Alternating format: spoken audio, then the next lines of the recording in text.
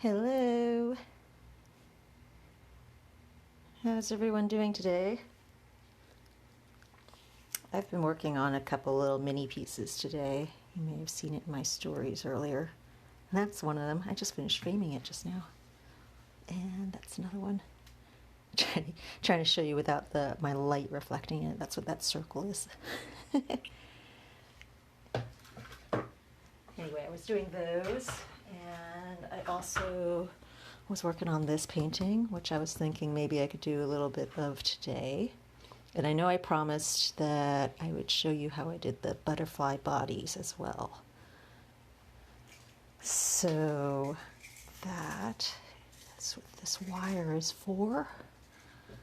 But I was thinking maybe we could start with the painting first, and I'll switch over to the butterfly about halfway through. Do some of both again like we did last week.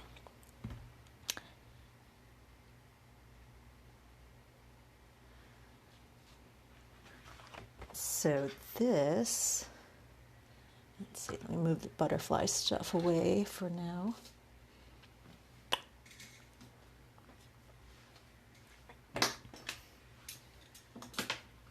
So this is a piece that I started yesterday. I've been working on a little bit today. This is a piece that is sort of a pair with it because they are sort of inverses of each other. I don't know if you can tell right now, but this one has this little portal up there, which is essentially this piece, and this one has the opposite, where this little bit is sort of a window into this piece. But I was working on the raven over here, and I thought we could do that today. Unless you all are dying to see the butterfly stuff instead. We can switch to that sooner maybe. But I did promise I would do it last week, so I will get to it. No worries on that.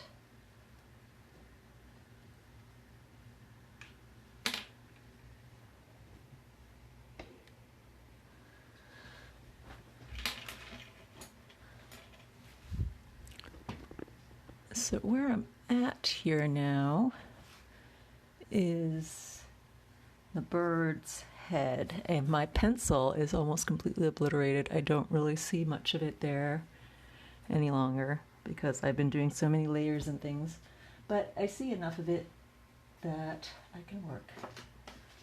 I don't really need a ton of detailed pencil lines, and anyway, I'd have to erase them afterwards if I did. So,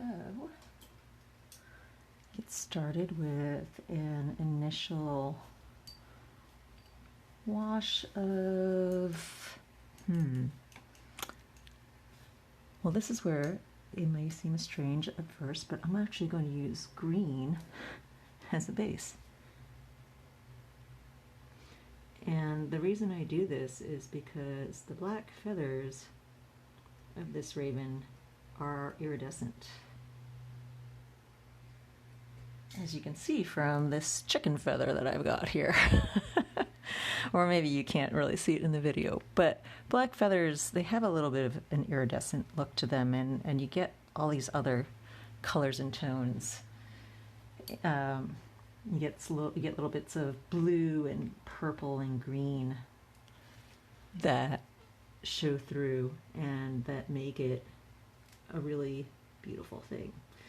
And so to emulate that in a painting, what I do is I start with base layer coats of some of those reflective tones.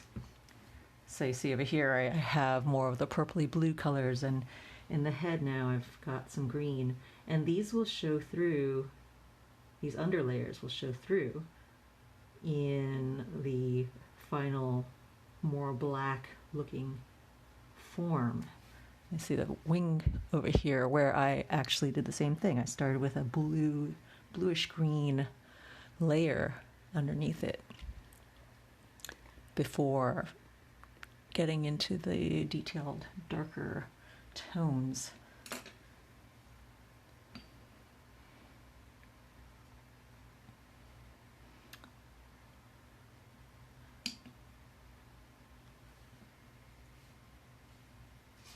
Joanna Roll says, would love to learn more about your mini frog and how you do the gold. Maybe next week. Yeah, sure. Can definitely do that. A frog specifically, or just some kind of miniature piece? I could show you how I do those, as well as the gold leaf. Yeah, if you ever have any suggestions for things you'd like to see me cover during these live sessions, I am all ears and happy to take on any requests.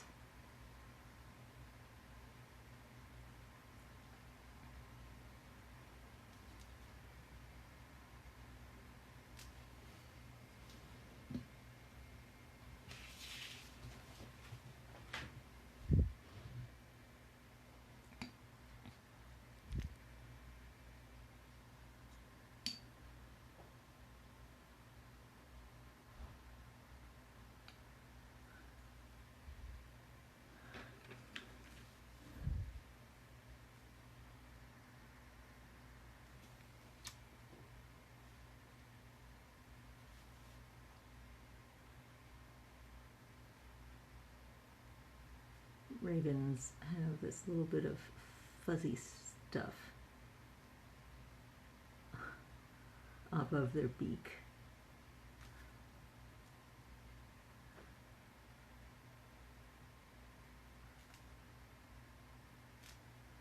So once I have that base layer, I can start darkening things, and I use a fairly small, or at least a very pointed, brush tip to dry brush in little crescent shaped strokes for the feathers.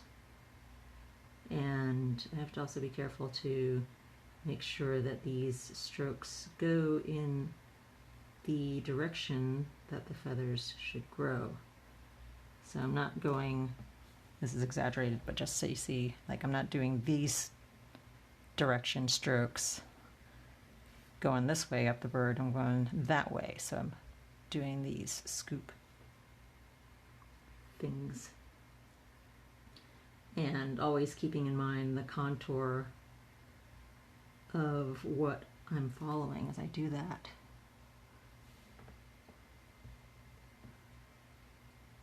Dana Hamilton Smith says, what's the information on the brush? Here, I'll just drop the link for you.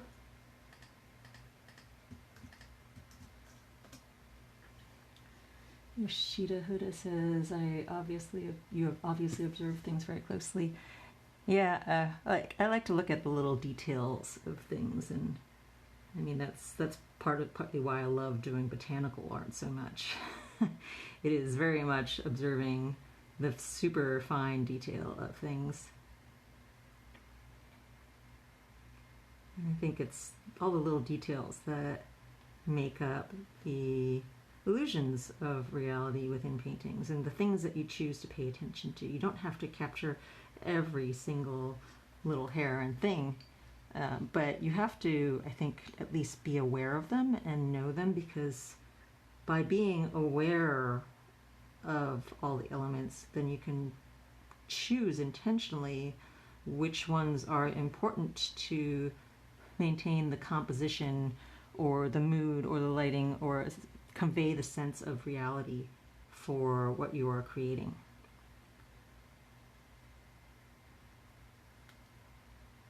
So even if you don't choose to depict all the crazy little elements, being aware of them is what's going to make your piece feel more complete.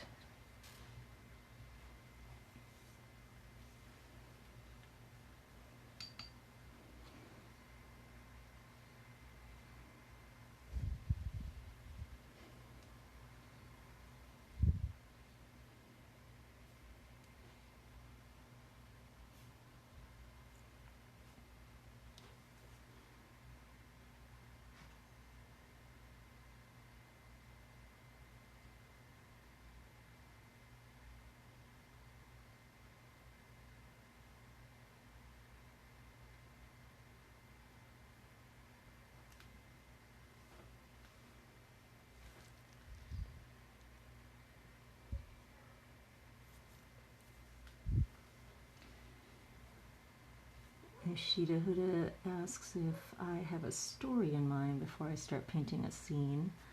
And the answer for that is sometimes I do. Sometimes I have a very planned out concept for a piece or a series.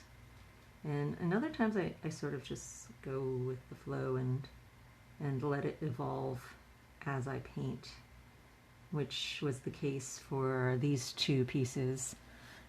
I started it because I needed to do a painting or a series of pieces, small set of pieces for a upcoming show at the gallery I work with, which is Haven Gallery. And the theme of it was Haven. And so I started with this little thumbnail sketch. And you can see the bare bones of that other painting that I showed you there in this scribble. But I had this image in mind of that green portal at the top, showing sort of this other world, this other little safe place, this beautiful green emerald of a place, kind of like a jewel. And I did that piece. I painted that a couple of days ago. And then I realized I wanted to paint that green place as well in its own piece, its own painting. I don't like the eye here. I'm gonna lift that paint right out and redo it. So anyway, I decided I wanted to do that place as well, which is what this piece is. And to make them sort of linked together in a way by having this piece be the inverted version of that.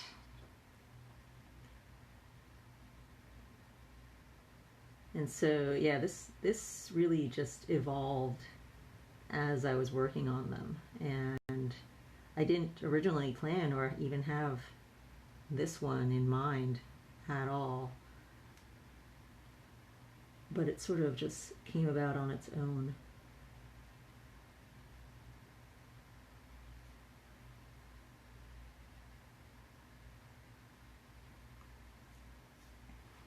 That's why I frequently say that my paintings are visual stream of consciousness, and that is a perfect example of how that happens, where just one piece, this little whimsical element of it, becomes the trigger for the development of an entirely separate painting.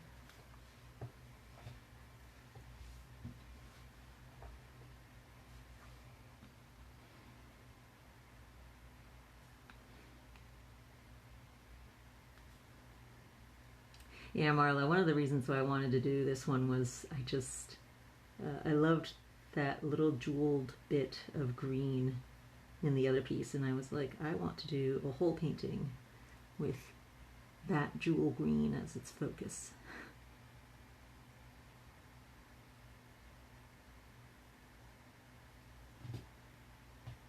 All right, let's try placing this eye again. I think there, that's better.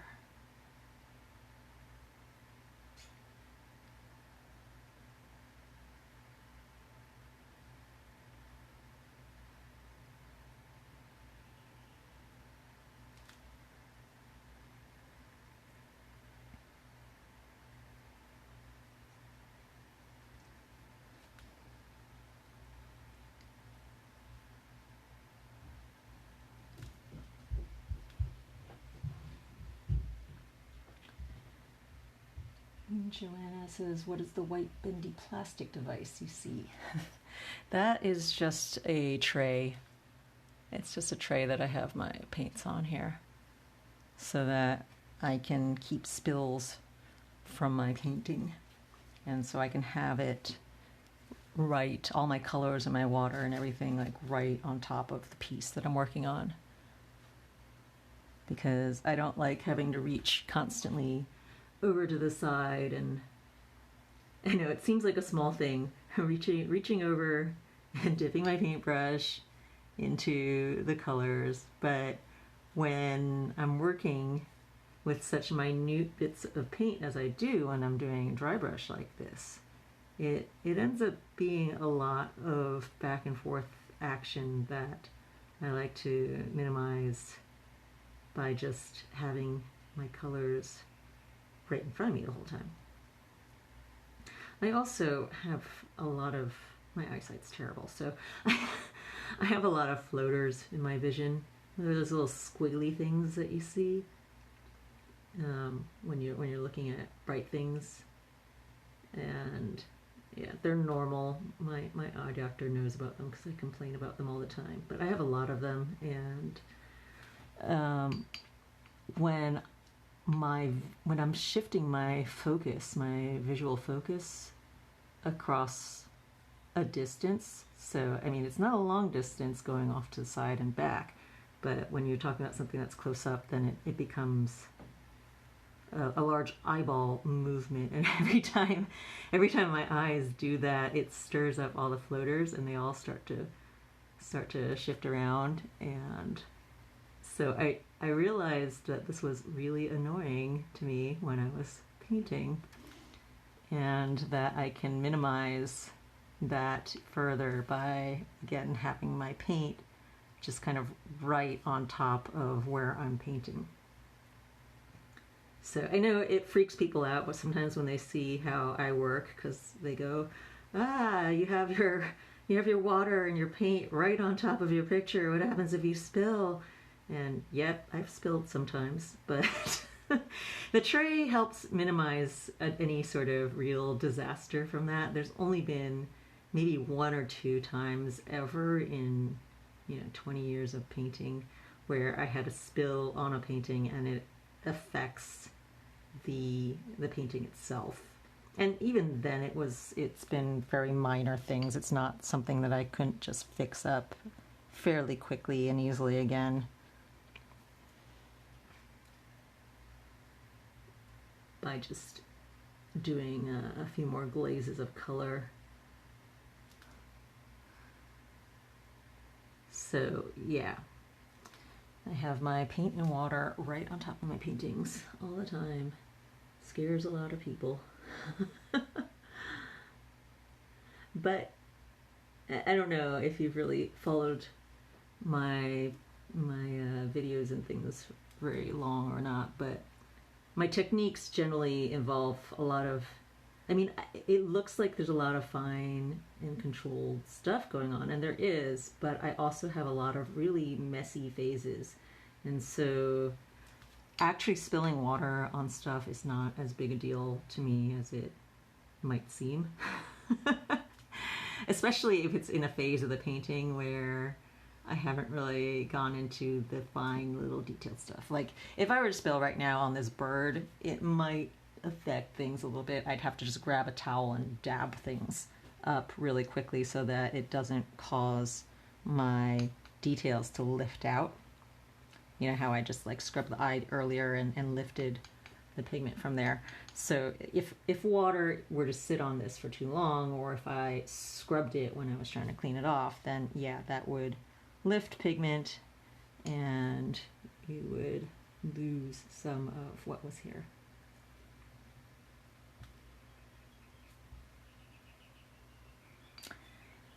And well, I do have it made. It's laser cut plastic, basically, 2 pieces, like a clear piece for the base, and I just like clear because then I can see exactly what's going on underneath, so it's blocking the minimal amount of space, minimum visual area, and then a second laser cut plastic piece for the rim. And then I just glue them together. Yeah, I get people asking about my tray all the time, and they wonder where I get it from.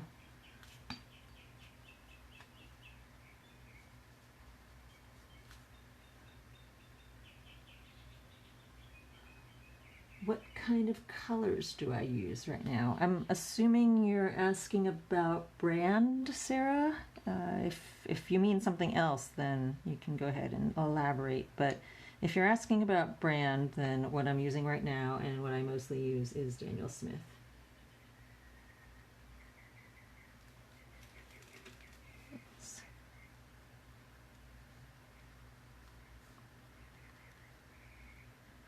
What I like about this brush is it can handle the really fine detail stuff that I was doing with all those little feathers up there, but I can also do these bigger, looser brush strokes all with the same brush.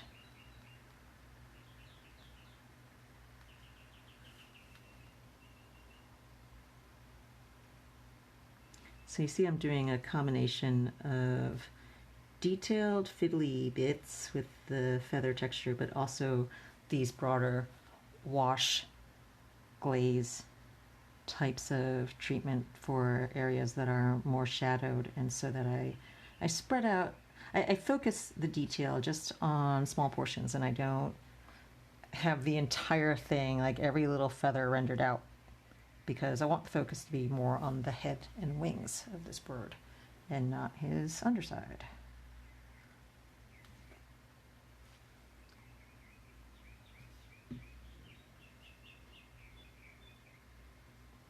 And no, Joanna, the tray is not on rollers. It's just a plastic sheet is all it is.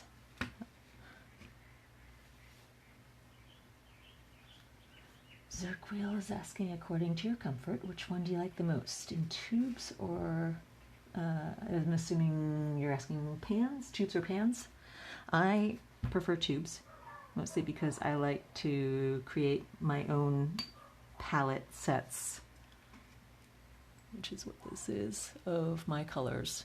So I get to specify which ones I want to have in there. And I like the flexibility that I have with tubes in being able to choose the colors and how much I'm bringing along with me when I go on trips and things, and yeah.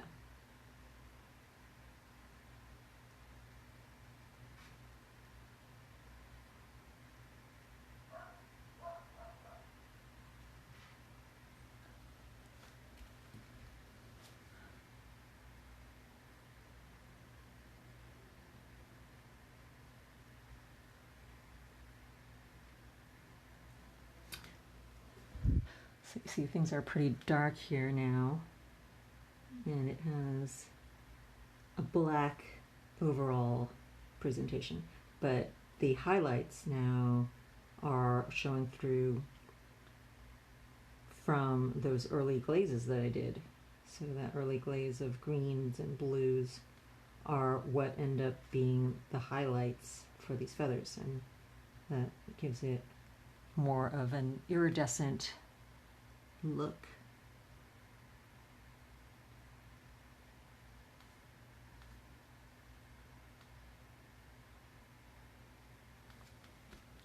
Because I leave the highlights as the places that are less painted. So they only have that single layer versus the darker portions, which have multiple layers and glazes that have been worked in and worked in and worked in.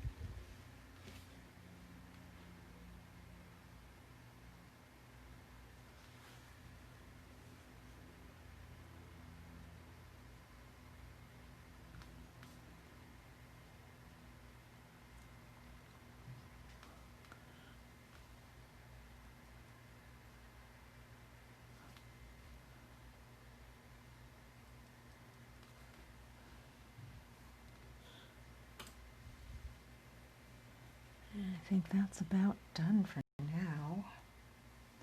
I think actually the piece is mostly done right now. I'm going to set it aside and maybe come back to it later and see if there's anything else I want to add.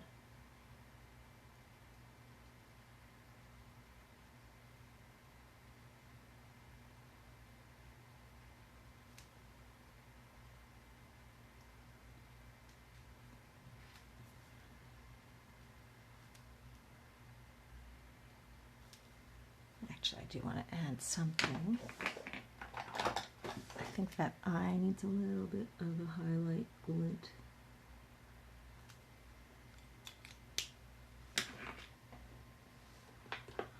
What prompted me to enter the artistic area? I always wanted to be an artist. So from my earliest memory of people asking me, what do you want to do when you grow up? My answer always was an artist.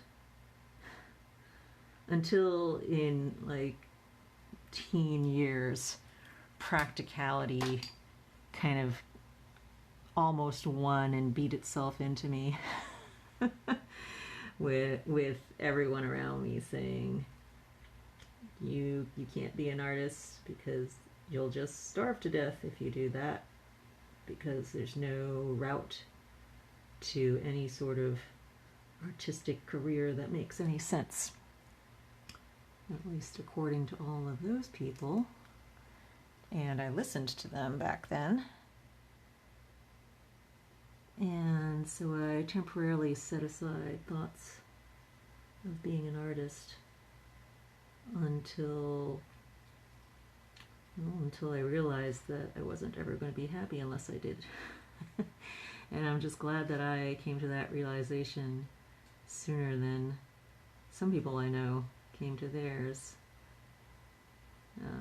and that I shifted over to doing art almost immediately from the software job and career path that I had set out for initially.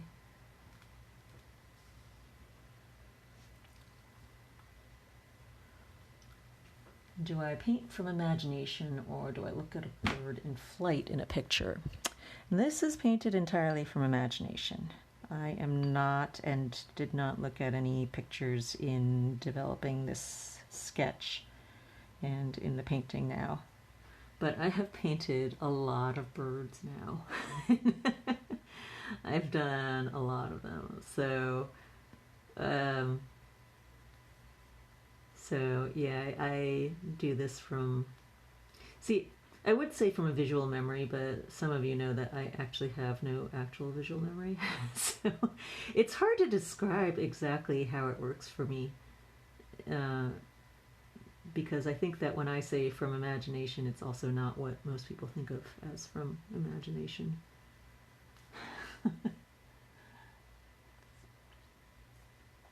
How long did it take for me to start earning a decent living from art?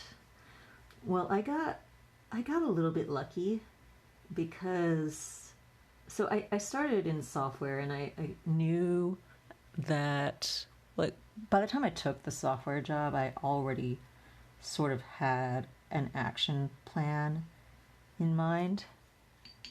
Hold on, I think I'm going to set this aside because I think I am pretty much done with that. And I'm going to switch over to the butterfly stuff while I talk about this.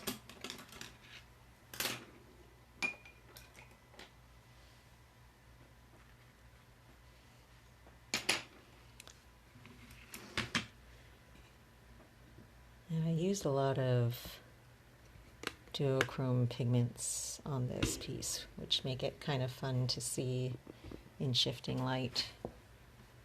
I don't know if you can catch any of it here.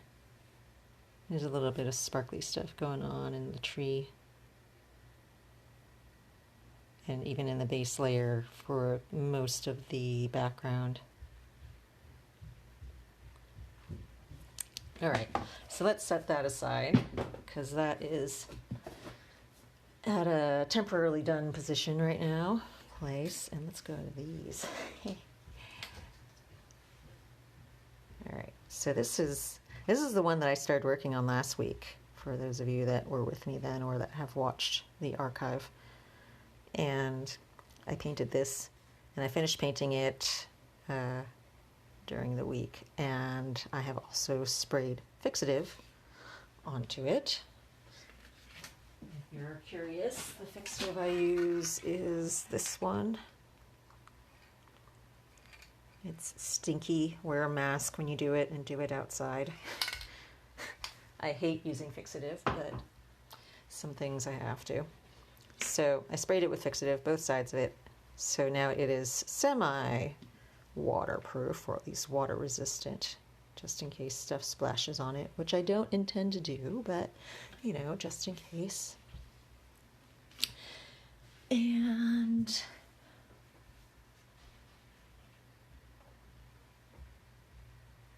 so, what am I doing here? Wire. All right, so this is the other stuff I need for this. I've got this stuff, which is a very, very super thin gauge. I think it's 30 gauge. And this one is 26 gauge for some slightly thicker stuff, like the legs. That's what I'm going to use this for. And I also have chicken feathers. See, I didn't have the chicken feathers before for reference for the Raven, although it came in slightly handy in talking about it earlier. I have it for this. And I have needle nose pliers and nail clipper is what I use for cutting wire. It's actually the easiest thing. This is my dedicated jewelry wire cutter. All right. What was I talking about before? Oh yeah, Marla was asking how long it took me to start earning a decent living from my art. So yeah, I started, I left college with a intention of doing software, and since I already had gotten that far with it, I decided, all right, we might as well go through and continue with the software thing for now. And so I initially had a plan of action in mind, which was going to be to take about 2 years, was what I told myself, 2 years to get the art stuff going. And it ended up taking 3 years. But my plan was that while working software, I would begin trying to take my portfolio around and go to conventions and try to get my art career rolling. And my initial thought was games. I was doing artwork for various game companies. And hi, Rachel. And because at that point, this was 1998, I didn't really see any other path for doing art. And like I said, everyone had told me there is no path for art as a career. But I was like, no, there's a way. Look, I can become an artist for role-playing games and things, and book covers and magazines. I would go to the gaming stores and browse through the books and write down the names of the publishers, and then go home and look them up and call them up sometimes. Actually, I had to call them up because you couldn't really look them up yet. Call them up and ask them what their submissions guidelines were. And they would tell me, and then I would mail out a physical portfolio to them, which would consist of a bunch of prints of my artwork with a cover letter.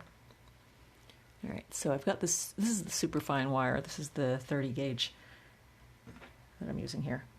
Oh, and what I did earlier was I was just bending these with some pliers because I could get them nicely creased so that they stay in position like that now.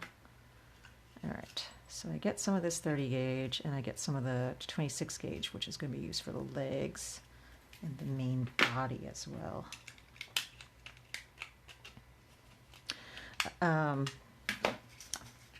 Let's see, these are going to be for the legs.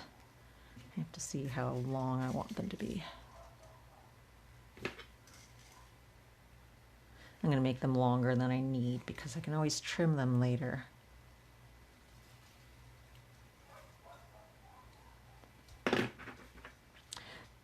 So yeah, I started sending my portfolio out to various publishers, and meanwhile I was working software, and thank goodness for a time when there were not yet open office plans for working in software.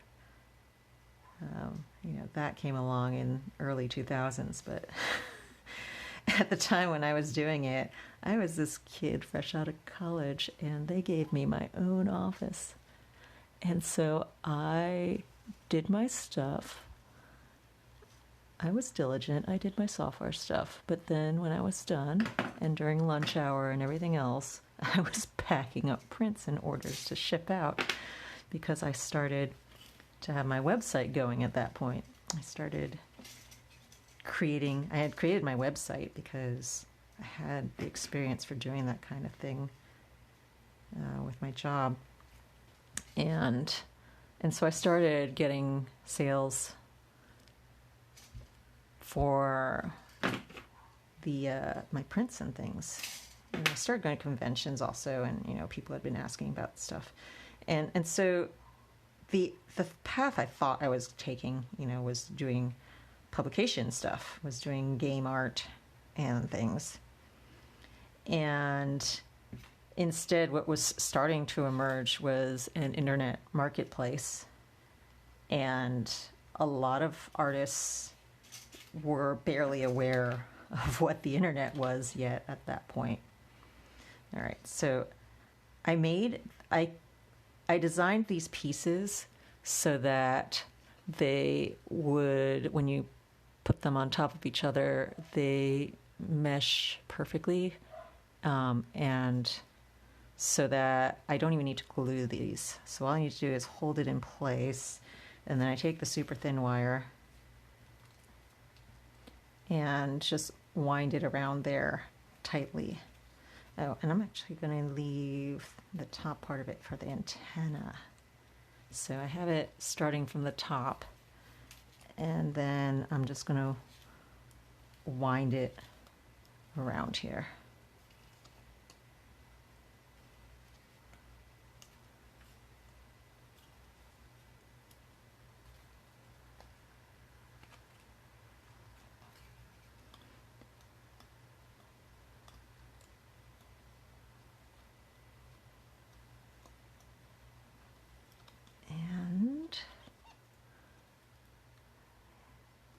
There we go. And I'll leave them long because I can trim later. Like I said, better to be long than too short. And I'm just twisting it so that they stay in place. Although I should have made the twist a little bit lower. Okay. So that's what I've got so far. And I'm going to take some more of the thicker wire now to kind of crinkle up. I'm going to take like, what, 8 inches of it or so. And I got all this wire on Etsy. You can get it, well, in non-COVID times, you can just kind of go to Michael's and get this stuff, and it's not too expensive, but yeah, COVID, right?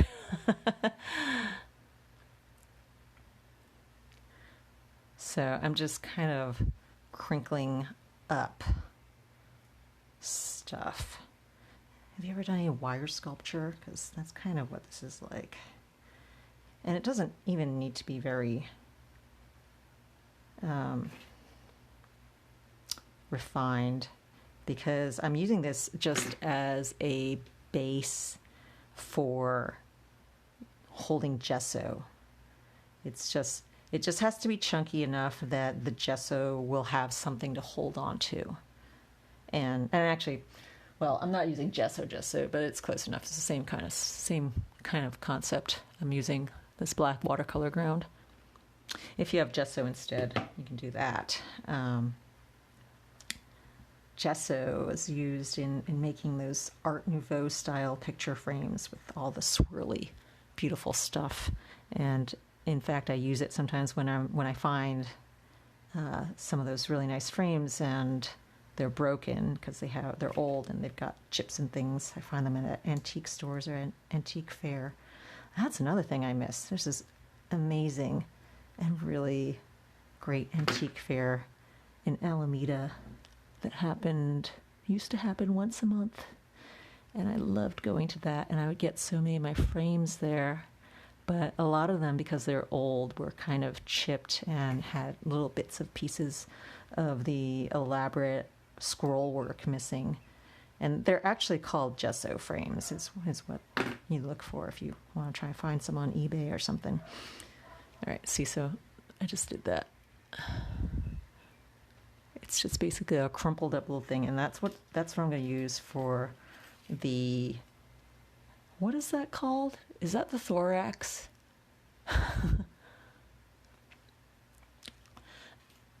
So I'm going to put that there, and I'm going to take some more wire and wrap it around this to hold it in place. Some more of the thin stuff. The thin stuff because it's just so much easier to manipulate than the thicker, and I don't need the thick stuff for just anchoring things. And Rachel, I actually was originally going to use some kind of epoxy sculpting thing when I was first thinking about making these and how I would do this portion of it. But then I realized that it's such a small little bit that there isn't really any reason or need, I think, for epoxy. It's not like I'm doing a large armature or creating some elaborate sculpted thing. It really is just like dabbed onto this. and not much of it is needed at all. I just need enough to coat the wire that I have here and obscure the fact that it is wire. And I can kind of dab it in a way that emulates the texture of a butterfly's. I'm going to call it thorax, although I'm not sure I'm using the right word. I think it's the thorax. Someone can correct me if that is not the case. So I'm just going around and wrapping it again with the thin wire and anchoring that body piece into place. And then I will add the legs.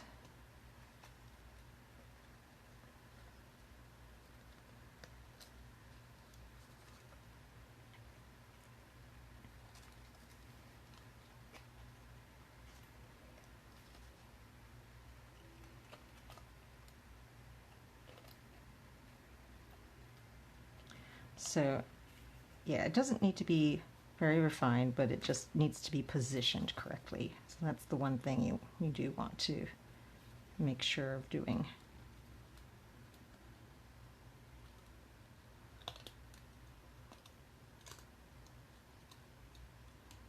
Okay, so that is anchored enough, I think. Enough that I can consider sticking the legs on now.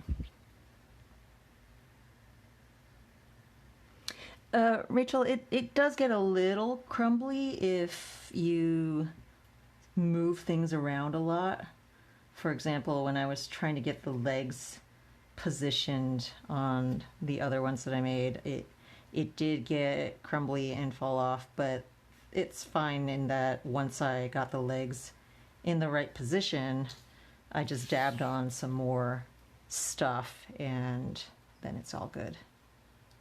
Okay, so this is the hard part. Actually, I'm going to spread the legs out more.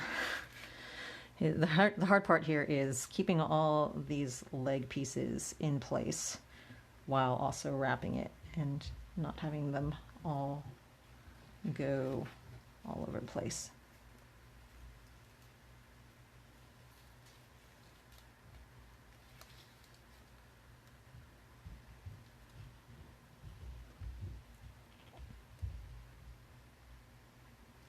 How do I figure what kind of art path to take, illustration or fine art?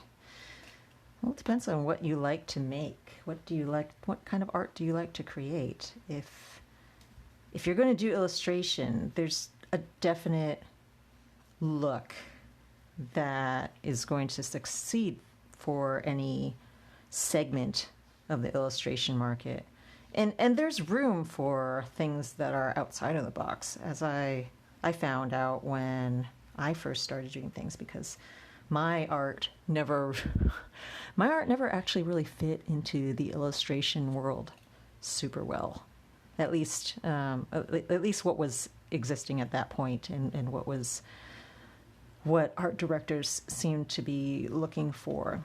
My art was a little bit outside the box, but I didn't realize that there was any other path to take at that point. I didn't really know that I could try to forge my own way to go, my thing with my art. And so I was trying to fit into that world. And it wasn't until I was a bit more mature in my career that I was able to realize that I didn't need to do that, and that I could pursue art on my own terms and create the kind of work that I wanted to do without having to worry about whether or not it would fit into some kind of publication paradigm. So yeah, it does take a little bit of self-awareness, I guess, of what kind of art you want to create. And you might not know at first, and in that case, it's fine to just kind of play around and experiment and see whether the illustration world is something that you want to do, or whether you instead want to focus your energy on pursuing other avenues. And there's a lot more even than just illustration or fine art, because in this era of internet, there's just so many different options and ways to take your art, and ways of reaching an audience, and ways of just making stuff, So it's going to keep changing. Things are going to keep evolving and keep growing and keep changing. And so even advice that I might give you now for what kind of art to make could be outdated within a few years. When I started, and when all those people were telling me as I was growing up that there was no avenue to making a living as an artist, no one imagined that there was going to be the internet and what that would mean for independent artists.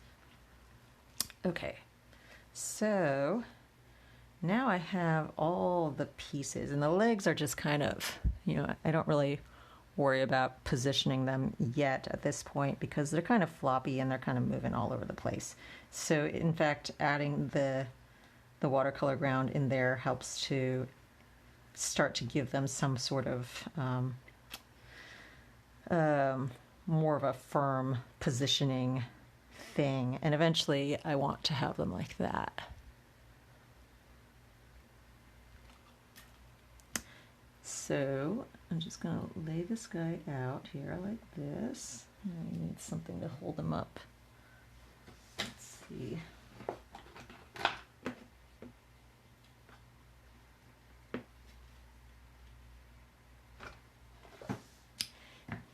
Yeah, that works pretty well. Actually, since I can have him not resting on the table on there, I'm going to do the underside first. And that's what this looks like. It's just thick black painty stuff. And I'm going to use a synthetic, not very nice brush. I mean, It's an okay brush. But I generally don't like to use any nice brushes with the watercolor ground because it has a lot of particles, and that kind of stuff will goop up and mess up your brushes long term or even short term. And I just glob it on there. Now this is actually going to take some time to dry because I'm actually using quite a bit of it and letting it really glop in and completely cover all the wire. Let me see, I'm going to zoom in a bit more.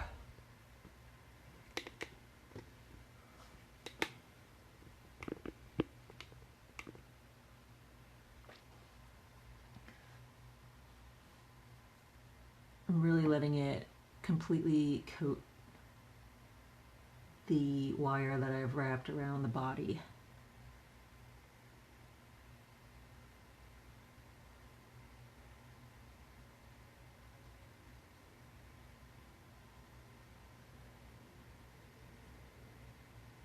And glopping a little bit extra over there, which is where the head is. Although, which one's the proboscis? I have a lot of wires. Ah, and this one's tangled around my leg. Okay, that's the proboscis one. So that one I'm keeping angled off away from the antenna ones, which are over there. Can you see this? Or let me get white paper underneath. That will help, so that it's not all just black stuff that you're looking at. There we go.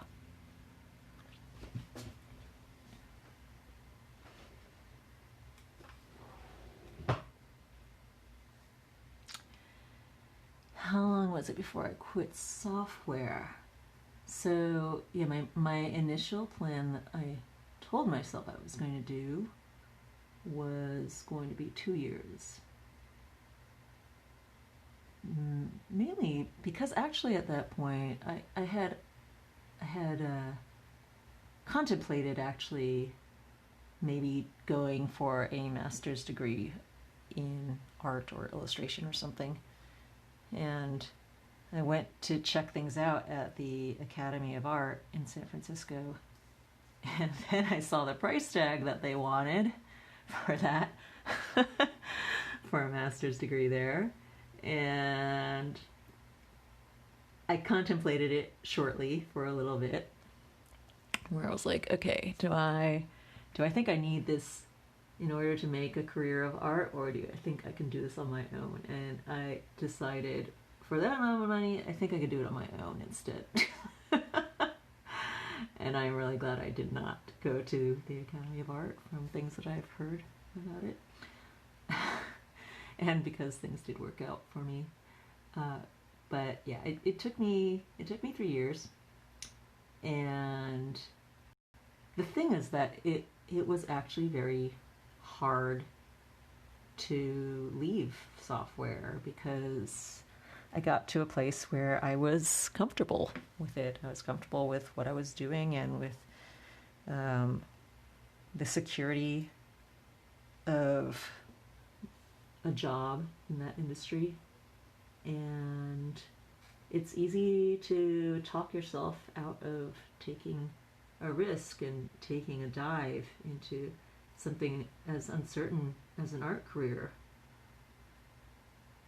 from, as I said, something so secure, at least it seemed secure, as software. So I did eventually. There was some elements in my personal life that actually triggered me into finally taking the plunge and diving into the art full time.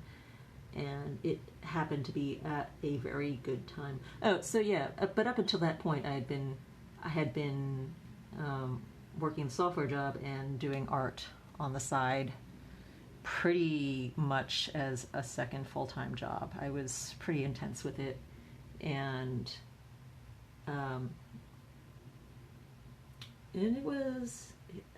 loved it, and at the same time, I would never do it again because it was really tough.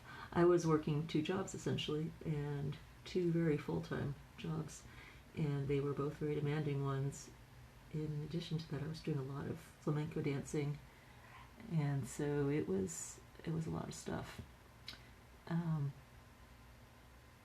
But I had gotten to a point by, even about 2 years in, I probably could have quit within my 2-year time frame, but it was too tempting to just stay in software where I had all the security, as I mentioned.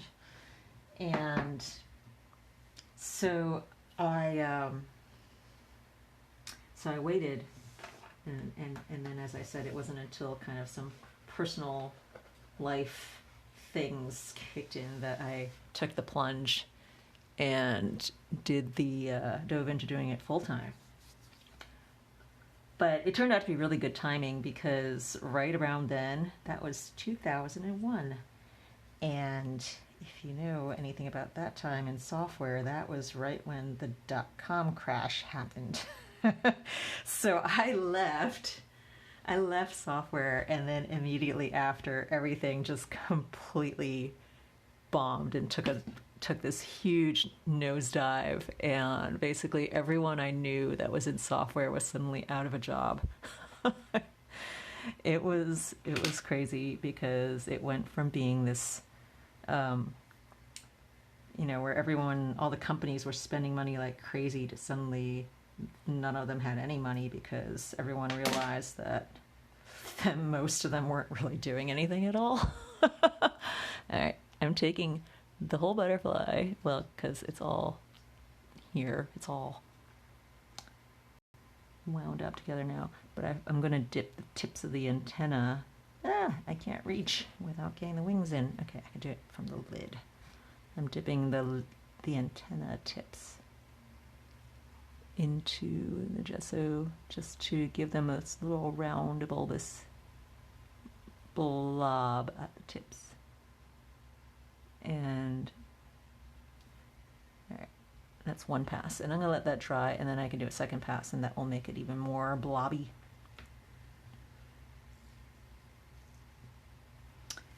All right. Yeah, so software completely took a nosedive, and everyone was out of jobs. Except for me. I had a brand new art career full time now. And so that was like super great timing for me. And sites like eBay were just getting started, and PayPal was barely, like, people didn't know what PayPal was yet, but it was great because I could start taking online payments with credit cards and stuff, so that people didn't have to mail me cash or checks, which sounds kind of crazy now. But yeah, they would actually put just a stack of 20s. If they bought $80 worth of prints, they would just have to send that to me, or else as a check. And then I was, at my software job fulfilling these orders. Okay, so I've got some chicken feathers here now. And I'm going to trim them down. Hold on, I'm going to zoom out. Whoa.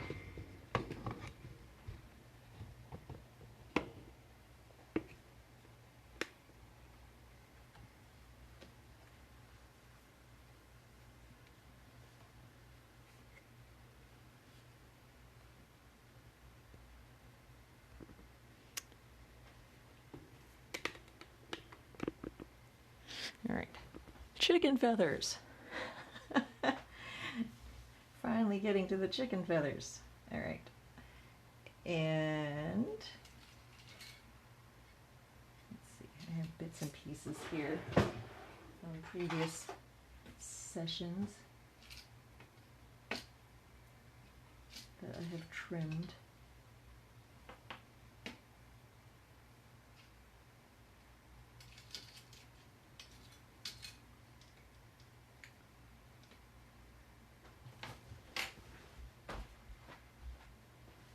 Because there's like a little fuzzy element. Why is my light seem kind of dim there?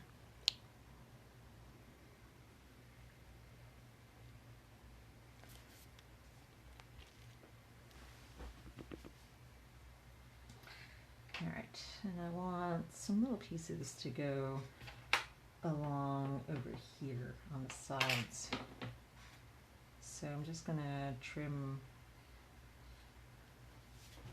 some of this feather.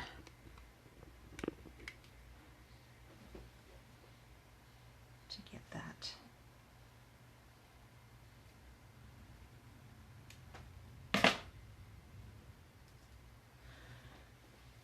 All right, let's see. What's the best way to discipline yourself as an artist to make sure that learning is faster? I don't know about the best way. I think it's going to differ for every person because we all learn things and learn things differently, and different techniques are going to be better for some people than others.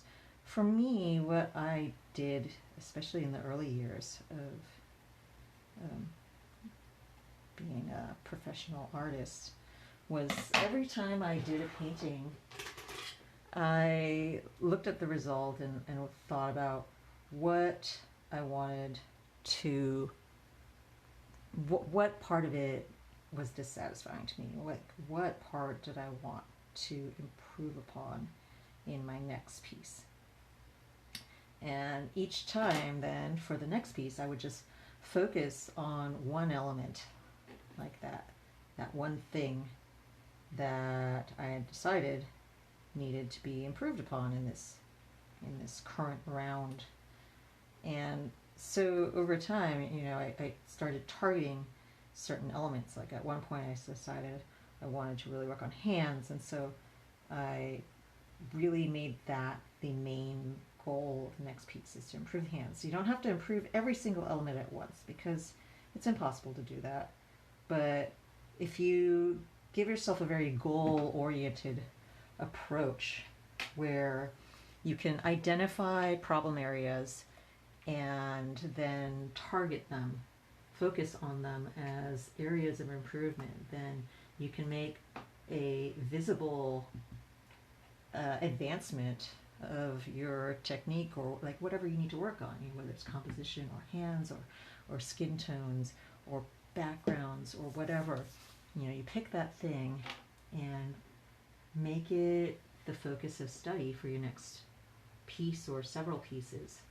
And this is glue, by the way. Got some over there where I didn't mean to. This is just a little bit of glue, and I'm dotting in along the edges. So yeah, you pick some little thing to focus on so that you don't overwhelm yourself by making demands of yourself that are unreasonable, because you're not going to be able to fix everything at once. It's not going to happen. And to try to force that is just going to make yourself feel disappointed in your progress, because you'll be like, well, I want it to be, you know, or even if you don't specify exactly what you want to make better, you say like, I just want it to be better. But you need to figure out exactly what elements are going to be needed to do that better, to make that ambiguous better into an actual solid path forward. Does that make sense? Yeah, so it's, I mean, I still do that. When I look at things and I think, well, I'm unhappy with that element, then I focus them on my next sets of pieces and make it a target for what I'm working on. So it's a process that never really ends. You know, it's something that you continue with always as an artist. You're always going to be working on that. I like this fuzzy stuff. I want to use some of that, I think.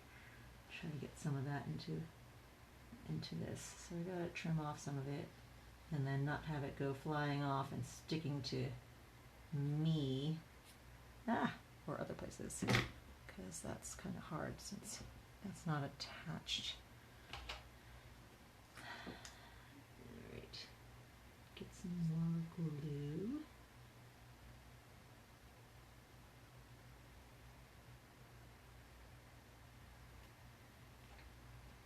And I don't mind if the glue shows here because I'm going to paint some more of the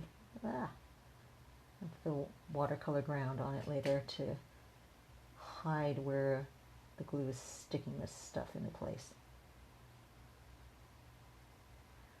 So I just need to get it to stick and stop. Well, you need to get it to stick to the butterfly and not to me. That might be a bit too fuzzy, I think.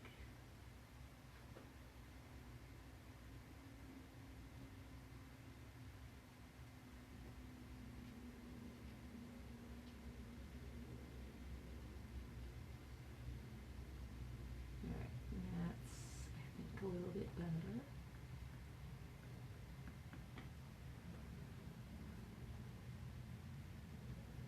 You can see every time I breathe right now, chicken feather downy bits are flying everywhere.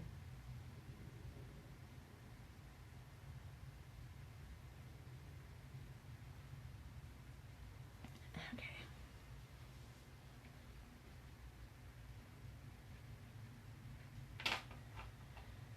All right, what did I miss in the chat here?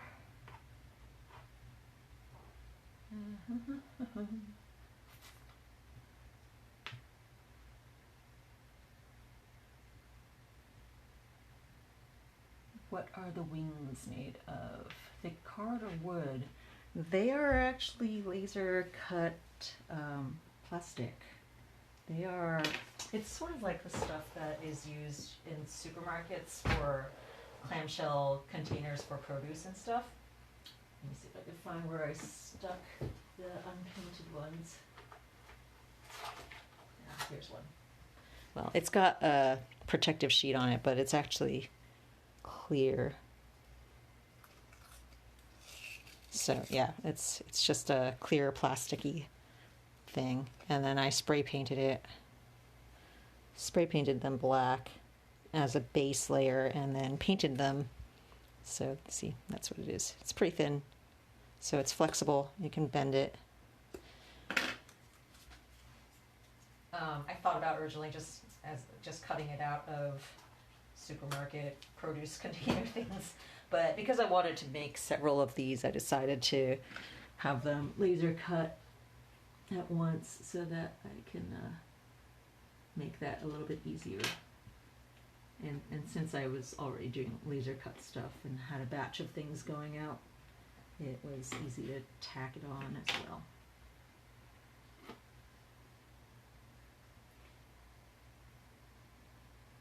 Let's see, what else did I miss? What you were saying about speeding up learning is exactly what our piano teacher says too for progressing with the instrument. Are you a perfectionist? Is that an asset or a liability? I think I am a perfectionist. Well, about some things, I should say. Like, it's hard to say. I am a perfectionist in some areas, and others I go like, oh, it's close enough, and as far as anyone can tell, it's never going to be seen. So, you know, if it's things that don't really matter, I'm okay with leaving them. But if it's things that do matter, then yeah, I really like to focus and really zone in on those and get them exactly right.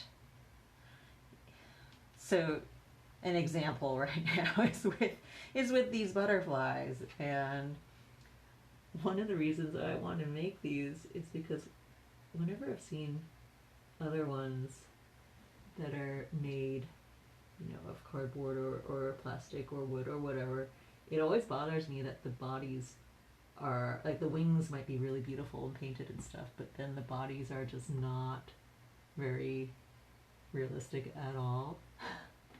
I don't know why that bothers me. Like, just having a little plasticky thing as the body, but for some reason I wanted to make them like this, you know, where I'm sitting here yelling at chicken feather bits to stick in front of you. Yeah, so About some things I am weirdly perfectionist, and not about others.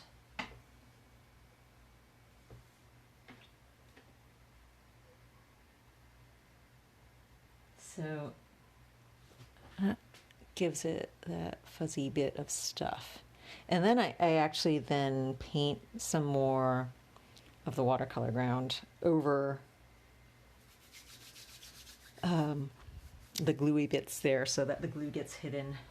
And then I sculpt the gesso a bit more. So you can see on this that it actually has the ridges along there.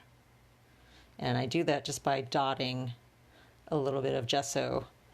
Once the base layer that I have here is dry, then I can focus on building up a texture that is more specific and that is more sculpted.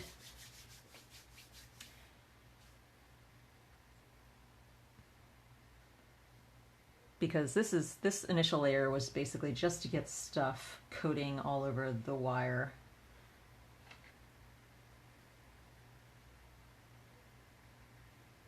I'm going to add a little bit more fuzzy bits.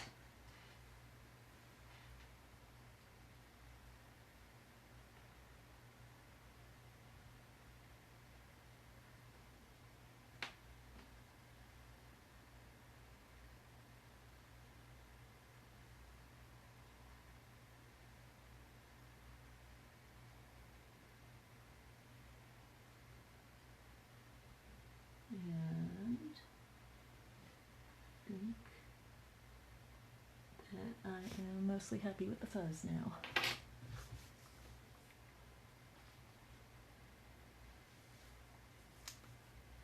Can you make a homemade form of watercolor ground?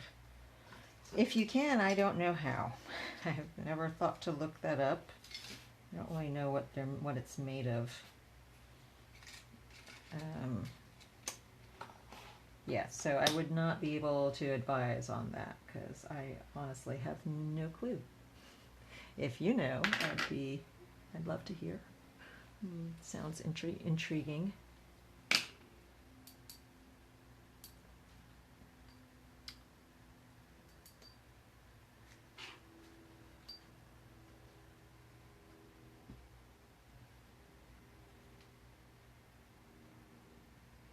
So the white that you see here from the glue is going to dry clear once this dries up, and it won't be seen. And the reason why I'm using watercolor ground here is because I like to use, well, it's because it's what I have. I have lots of watercolor ground, but also that means that I can paint on it afterwards with some highlights.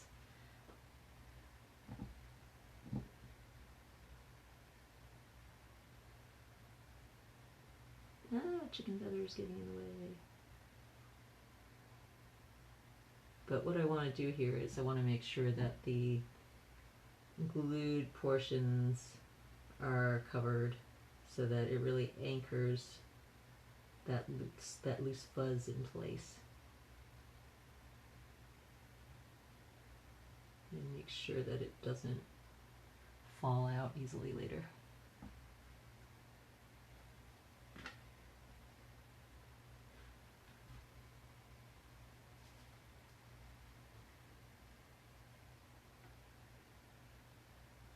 So anyway, this is, I think we are about done with an hour here. If there are any final questions that anyone wants to ask,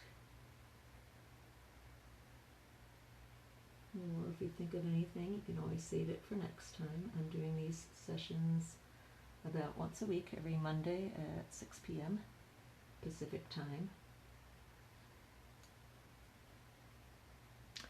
Yes, this is three-dimensional.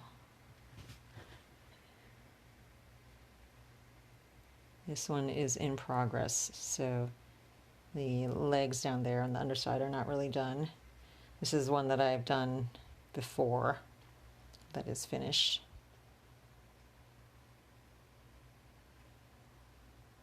And if you want to see how I was painting the wings of this one, I have that in my archived videos here on Instagram, so you can go and check that out if you missed it last week.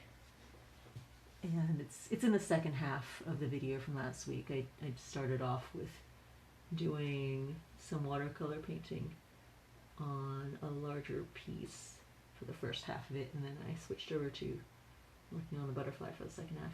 And same thing for today, so if you are coming in late and you want to watch the whole video later, you can check that out. And the first half of it is a raven painting that I was working on, and the second half is this butterfly.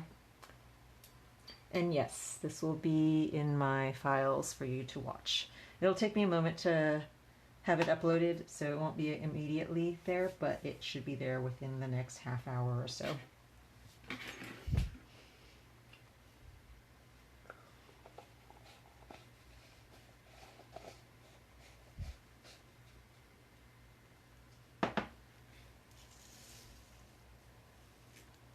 That's the butterfly stuff, and this was the raven that I worked on earlier.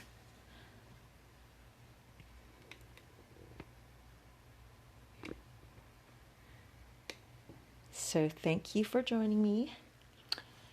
And if you have any requests for what you'd like me to do next week, you can always send me a DM or message me.